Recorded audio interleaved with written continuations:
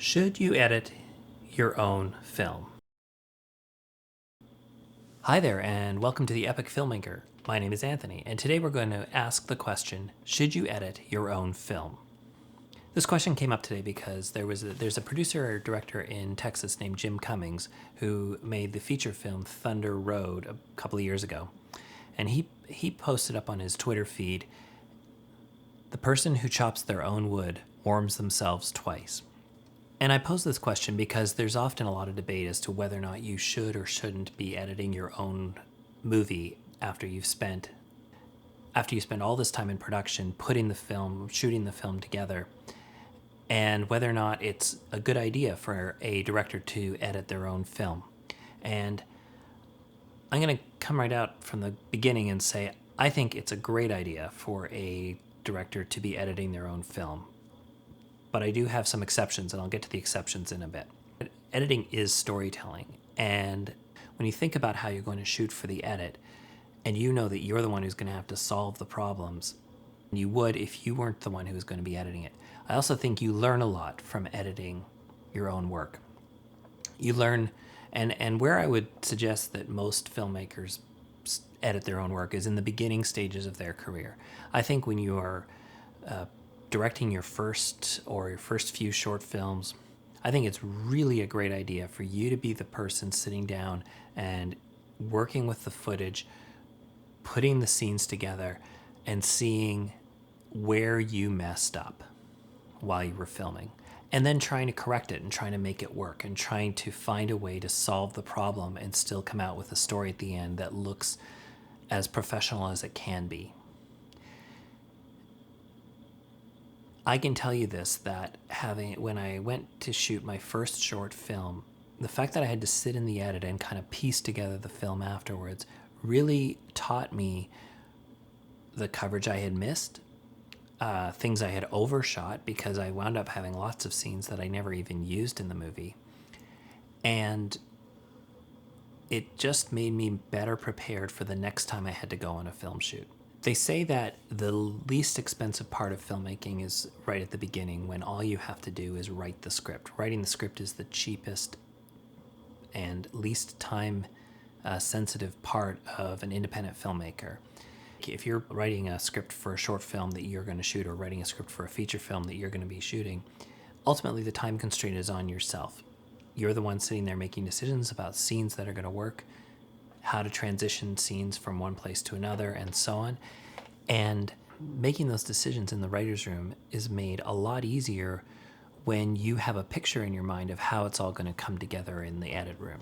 When you're shooting, you learn why transition shots are good, why establishing shots are sometimes necessary, sometimes unnecessary, why transition shots are sometimes necessary and why they are sometimes unnecessary. Also, to learn about simple things like getting insert shots and all these things. These are all theoreticals that when you're going after your first film, you might know them intellectually, but until you have gone through the process of trying to put together a film with the footage you have in hand, it becomes very difficult to understand what you missed.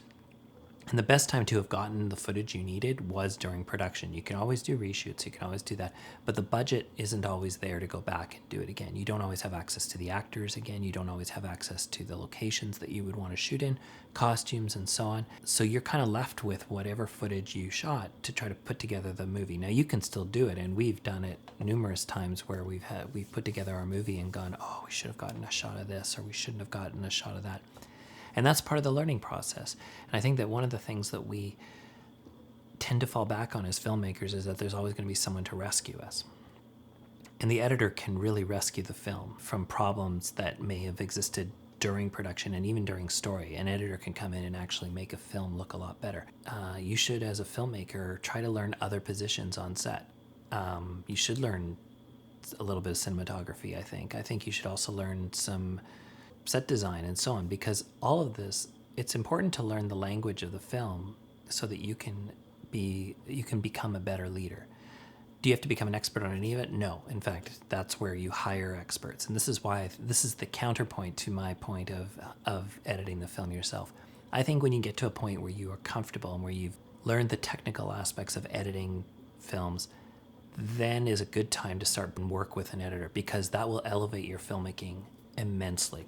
I liken it to an entrepreneur who is starting their own business, and let's say it's an online business. Well, when you first get started, because you have limited money and limited resources, you essentially are going to have to not only deal with the business that you're trying to make yourself, but also the website and the logo design and the hosting and all of these, the commerce setup, how to take payments and all these other things. And then you have to do your own accounting, and then you have to do your own content writing and so on, take your own photographs. That is necessary because you don't have necessarily the money or or even the commitment level yet of, is this something I want to do? And I think the same thing holds true for filmmaking.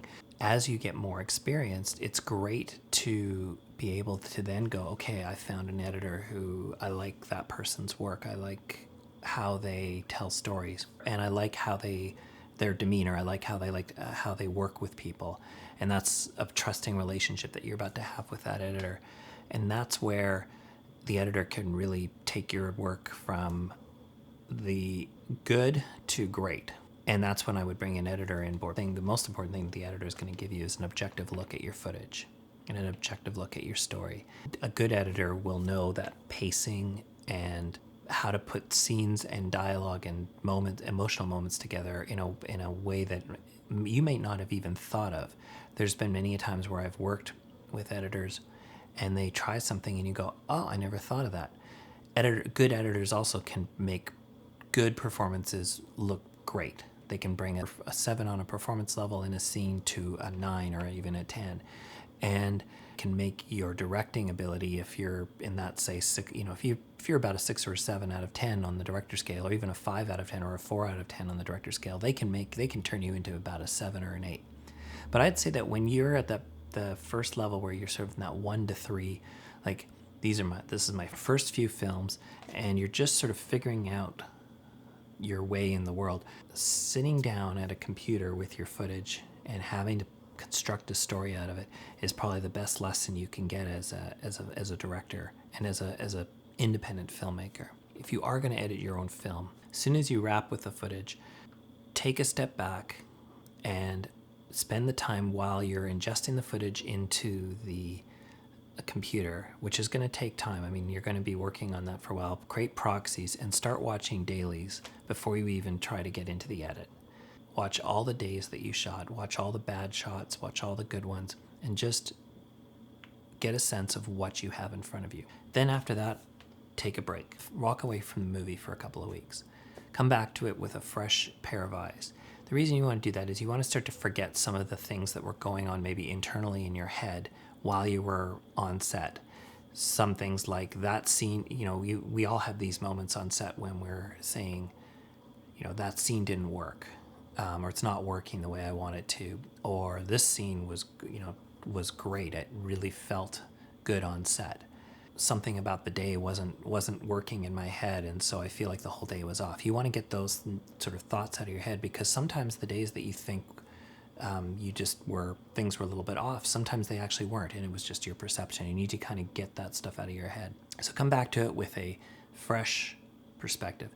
Go through your script and just try to cut a film together the way it was blueprinted out, using the scenes you shot, making note of the scenes that you maybe had to drop. Sometimes we have to drop scenes in a film, and then construct it from there, watching all the footage, putting together scenes, and really, spend some time putting together a good rough cut for yourself. Take the rough cut and show it to someone who knows what they're doing.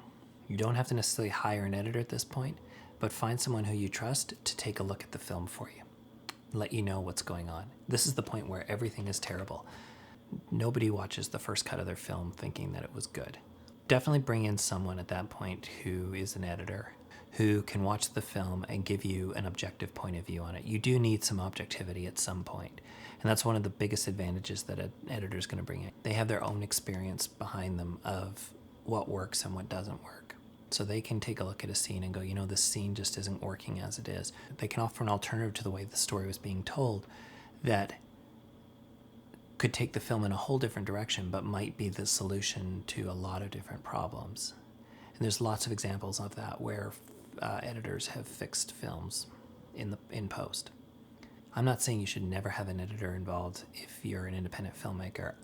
I just think that when you're stuck with the footage yourself, you start to learn how to make better decisions. Until your movies are at a point where you're in that sort of 5 to 6 out of 10 range, where your films are passable, keep doing it yourself. Then, to elevate your game, bring in an editor. Make sure that editor is someone that you can work with, someone who's got a very good ability to go back and forth and work with each other. You want an editor who's also not going to bring their own ego into the equation. Someone who is going to take a look at the film that you want to make and try to get it out of you the best way. Same thing with when you hire anybody. I mean, when you hire your cinematographer, when you hire your actors, you want them to bring their expertise in, but you also want them to be on board with making the film that you set out to make, not to make the film that they think should be made. And when you find one of those gold nugget of editors in there, that's the best. That's when you're gonna find yourself. You'll probably have a really good film after that. There's a lot of debate on this, and this is not this is a hot take on my end, but it might lots of people would disagree. So if you are watching this video, I appreciate your comments, and we will see you tomorrow.